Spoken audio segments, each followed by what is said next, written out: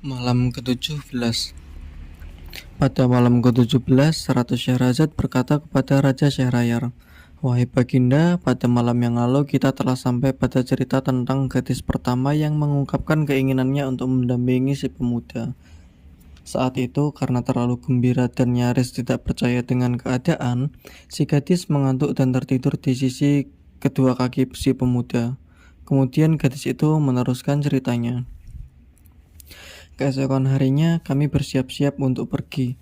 Kami masuk ke gudang harta kerajaan, mengambil benda-benda yang mudah dibawa tetapi sangat berharga. Kami keluar dari benteng istana menuju kota raja. Di sana tampak para budak menyambut kami. Demikian pula sang nahkoda. Mereka menatap hamba penuh tanda tanya. Ketika mereka merasa yakin bahwa yang datang dari hamba dan seorang pemuda, mereka gembira dan segera mengurumuni kami dengan berbagai pertanyaan. Seperti kenapa hamba lama menghilang tanpa berita, siapa pemuda yang bersama hamba itu, dan semacamnya. Hamba menceritakan segala yang kulihat di istana, juga tentang keadaan si pemuda dan sebab-sebab dikutuknya penduduk kota raja menjadi batu. Mendengar cerita hamba, mereka merasa takjub. Sementara itu, kedua saudara hamba menyaksikan kehadiran si pemuda dengan rasa dengki.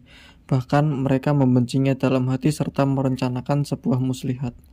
Demikianlah kami naik ke kapal. Saat itu hati hamba penuh kegembiraan karena telah menjadi pendamping setia si pemuda. Kami berada di dalam kapal beberapa saat, menunggu angin bertiup agak kencang, dan tidak berapa lama kemudian kami pun dalam pelayaran menuju Baghdad. "Adik, apa yang akan kau lakukan dengan pemuda tampan ini?" tanya kedua kakak hamba. "Aku akan menjadikannya sebagai teman hidupku," jawab hamba. Lalu hamba merangkul dan mencium pemuda itu. "Tuanku, aku akan mengatakan sesuatu dan aku harap Tuan tidak membantahnya," pinta hamba. Pemuda itu setuju. "Kakak-kakakku, aku merasa cukup dengan menjadi pendamping pemuda ini. Aku persilahkan kalian memiliki seluruh harta yang ada di dalam kapal," kata hamba kepada kakak-kakak hamba. "Baiklah, Dik, kami sangat senang dengan keputusanmu," sambut mereka dengan gembira. Namun kedua kakak hamba tetap membuat rencana jahat kepada hamba. Kapal kami setelah mengarungi lautan dengan gelombang ganas, terus bergerak menuju perairan yang lebih tenang. Beberapa saat kemudian kami tiba di kota Basrah. Tampak bangunan-bangunan indah tertimpa sinar matahari sore. Pada saat itu kami tertidur kelelahan. Kedua kakak hamba segera melaksanakan rencana mereka. Hamba dan si pemuda dilemparkan ke laut dalam keadaan tertidur. Ketika kami tersadar, kami sudah berada di air. Kulihat pemuda itu kurang pandai dalam berenang hingga akhirnya ia tenggelam. Semoga Allah Subhanahu wa Ta'ala mencatatnya sebagai syuhada. Sedangkan hamba dengan izin Allah selamat, sebab ketika hamba berada di dalam laut, hamba menemukan pohon yang hanyut. Maka hamba segera menaikinya dan bersama batang pohon itu, hamba terlempar ke pantai oleh gelombang besar. Rupanya hamba terdampar di sebuah pulau. Hamba menghabiskan malam dengan berjalan mengarungi pulau itu. Keesokan harinya, hamba melihat sebuah jalan yang di situ ada bekas jejak kaki manusia. Jalan itu menjadi penghubung antara pulau itu dengan daratan yang lebih luas. Saat matahari mulai meninggi, hamba mengeringkan pakaian, kemudian meneruskan perjalanan menuju daratan besar dan berharap sampai di sebuah kota. Tiba-tiba terlihat seekor tupai menuju ke arah hamba. Di belakangnya ada seekor ular yang hendak memangsanya. Tupai itu tampak menjulurkan lidahnya karena kelelahan.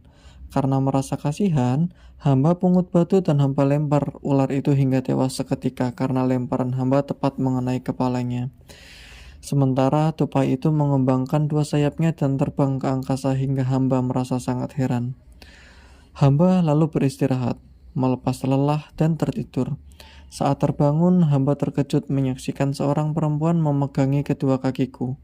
Aku lantas duduk dan menyapanya. "Siapakah engkau? Apa yang terjadi denganmu hingga memegangi kedua kakiku?" tanya hamba. "Wahai, alangkah cepatnya engkau melupakanku. Bukankah engkau yang telah melakukan kebaikan untukku dan membunuh musuhku? Akulah si tupai yang engkau bebaskan dari ancaman ular itu. Sesungguhnya aku adalah jin. Demikian pula dengan ular itu, ia adalah musuhku. Engkau telah menyelamatkanku. Ketika itu, aku segera terbang dan pergi menuju kapal yang engkau tumpangi. Sebelum kedua kakakmu melemparkanmu, aku telah memindahkan seluruh isi kapal itu ke rumahmu. Lalu kapal itu kutenggelamkan. Kedua kakakmu telah kusihir menjadi anjing hitam. Adapun pemuda kekasihmu itu, saat ia mulai tenggelam, aku segera mengangkatnya bersama kedua anjing itu ke atas atap rumahmu. Harta bendamu masih seperti semula, tak ada yang kukurangi sedikit pun. Jin itu menghentikan omongannya sebentar. Sejurus kemudian ia meneruskannya. Demi ukiran yang ada pada cincin Nabi Sulaiman, jika engkau tidak memukul kedua anjing penjelmaan kakak-kakakmu dengan 300 cambukan setiap hari, maka aku akan datang kepadamu dan menyihirmu seperti mereka. Baiklah wahai jin, ucapku, aku akan melakukannya. Demikianlah wahai Amirul Mukminin, aku selalu memukul kedua kakakku yang kini berwujud anjing sambil menangisi nasib mereka.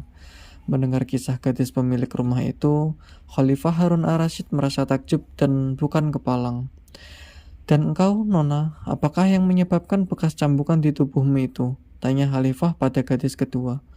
Lalu gadis kedua pun bercerita.